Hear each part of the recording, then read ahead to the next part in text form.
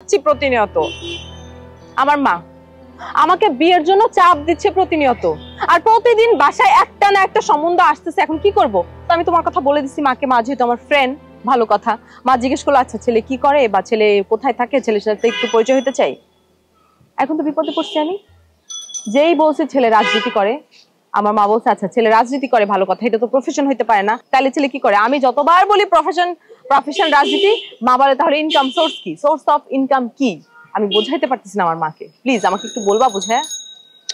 আরে আমার source of income তো মেলা, অনেক টাকা ইনকাম। ওই যে বাজারের যতগুলি দোকান আছে সব আমি নেই। তুমি বাজারের যতগুলো দোকান তুমি নাও, কি নাও? ভালোবাসা। এই যে ট্রাক স্ট্যান্ড, রাস্তার উপর যে সারিবদ্ধ ভাবে ট্রাকগুলি দাঁড়ায় থাকে, ওরা আমার ভালোবাসা দেয়।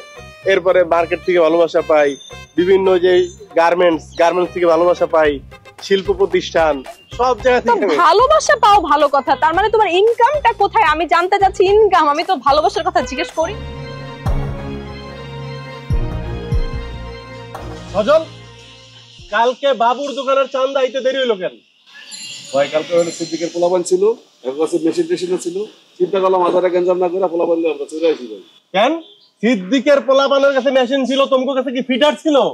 তোমার মেশিন দেওয়া হয় নাই, তোমার কি দেওয়া হয় নাই, কোন সাপোর্ট দেওয়া হয় নাই, তারপরেও এই জায়গা থেকে তোমরা চান্দা দেরিতে নিয়ে আসছো।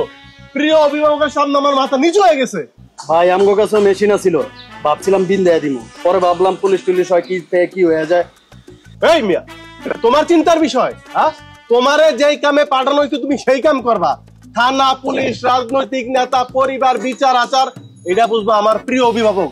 আরে তোমাকে সাত কপালের ভাগ্য যে এরকম একটা অভিভাবক পাইছো। আরে মিয়া, তোমাকে তো ডাবল লাভ, তোমাকে উপরে তো 2 লেয়ারের ছায়া আছে। আমি তোমাকে উপরে ছায়ার মতো অভিভাবক হিসাবে আছি, তার উপরে আছে প্রিয় অভিভাবক। এরপরও যদি তোমরা দুইবার চিন্তা করো তোমরা কে কি করো আমি জানি না, সবার খতিয়ান কিন্তু আমার কাছে আছে। গার্লস স্কুলের বাইরে আটকান দেওয়া, অমুক জায়গা থেকে টাকা নেওয়া, অমুক পার্কে যাওয়া, কেউ কিছু কয় না কেন? বোঝো না তোমরা? বুঝো না? কারণ তোমার উপর আছে প্রিয় অভিভাবক।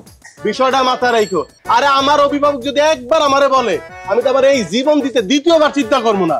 আর তোমরা মেয়েরা এক একটা উসিলা দেখাও, ভবিষ্যতে কেউ কোনো উসিলা দেওয়ার চেষ্টা করবে না। কান খুইলা শুনা রাখো। সরি অভিভাবক, সরি আর হবে না।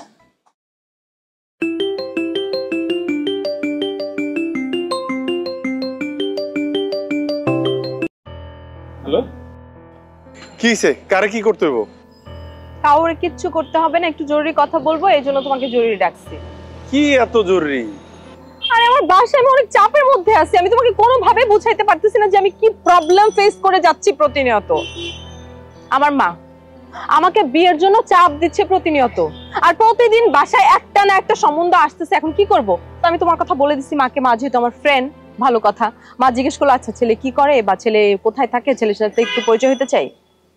এখন তো বিপদে পড়ছি আমি।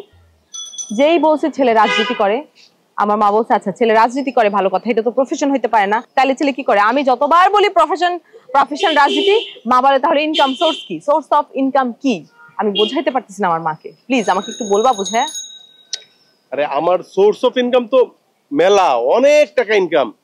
ওই যে বাজারের যতগুলি দোকান আছে সব আমি নেই। তুমি বাজারের যতগুলো দোকান তুমি নাও, কি নাও? ভালোবাসা। এই যে ট্রাক স্ট্যান্ড, রাস্তার উপর যে সারিবদ্ধ ভাবে ট্রাকগুলি দাঁড়ায় থাকে, ওরা আমার ভালোবাসা দেয়।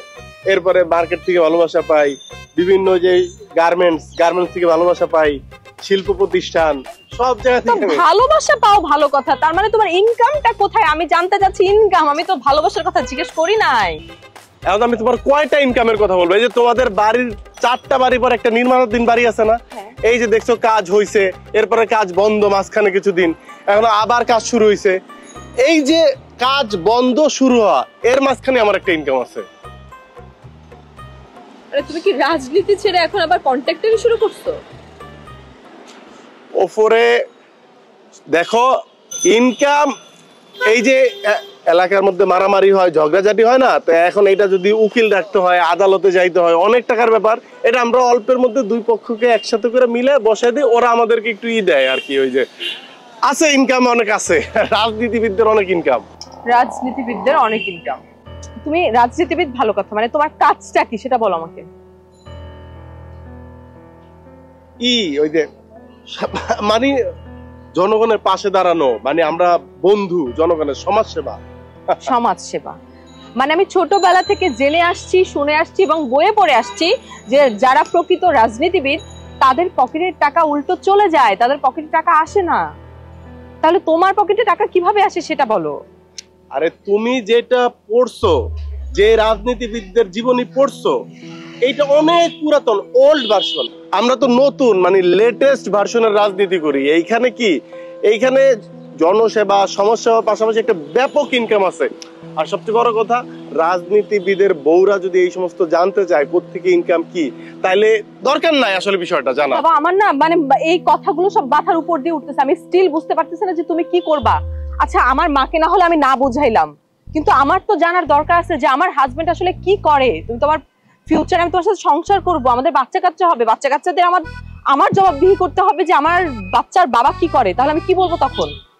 আরে আমি পোস্টেড না ওয়ার্ডে, আমার একটা ব্যাপক ইনকাম আছে, এই জানার দরকার নাই। আছে আছে ভালো ভালো ভালো ইনকাম হয়। আমি একটা দল করতেছি না আমি।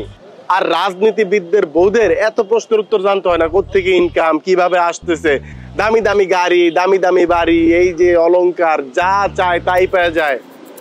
তোমাদের কাজ হচ্ছে পাওয়া, আর যোগান দেওয়ার দায়িত্ব হচ্ছে এই যে আমাদের। আচ্ছা আচ্ছা ঠিক আছে, সবকিছু মানলাম, শুনলাম, কিন্তু আমার মাকে তো বুঝাইতে পারতেছি না কোনোভাবে। এই কথাগুলো গিয়ে তুমি সরাসরি আমার মাকে গিয়ে বোঝাও এবং আগামী সপ্তাহে আমাদের বাসায় আসো, মার সঙ্গে দেখা করো প্লিজ। ওকে, আমি আগামী সপ্তাহে গিয়ে মার সাথে দেখা করব। তবে তুমিও তোমার মাকে বুঝাবা, একটা উঠতি রাজনীতিবিদ মানে যারা চেষ্টা করতে, স্ট্রাগল করে, তাদের ইনকাম কিভাবে হয় এই জাতীয় প্রশ্ন করতে হয় না, কিছু নিয়ম কানুন আছে।